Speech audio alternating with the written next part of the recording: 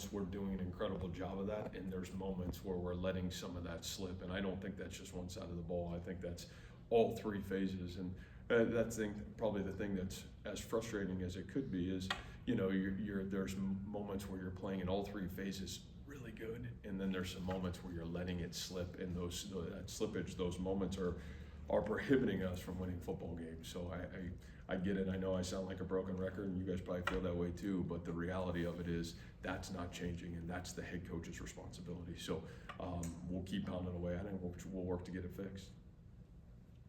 After a scary moment like Ben's injury, when you guys huddled up before resuming play, what was the message to your team there?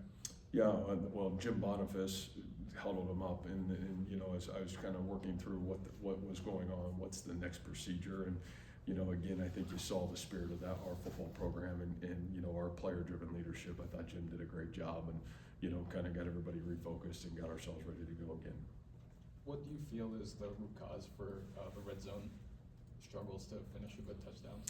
Yeah, I don't know. If I knew it, I think we would continue to fix it. Obviously, I think the reoccurring theme is, you know, the inability to have great execution down there, and I think that's what's showing up. You know, we do a great job. I think it was 1st and 8 on the 8. We get the ball to the 2-yard line, and then, you know, you get the ball to the 1, and then you get a penalty. You know, and I think those are execution errors. And so, you know, I think the reality of that, and that's a great question. It's just execution, and we got to find better ways to do it. But that is certainly costing us heavily from being the best team we can be right now.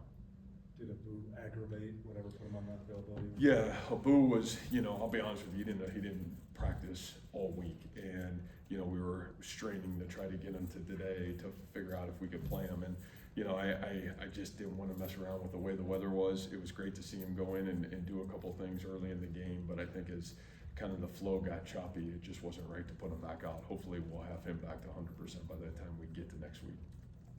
Anything further? All right, thanks. All right, you guys. Thank you, Matt.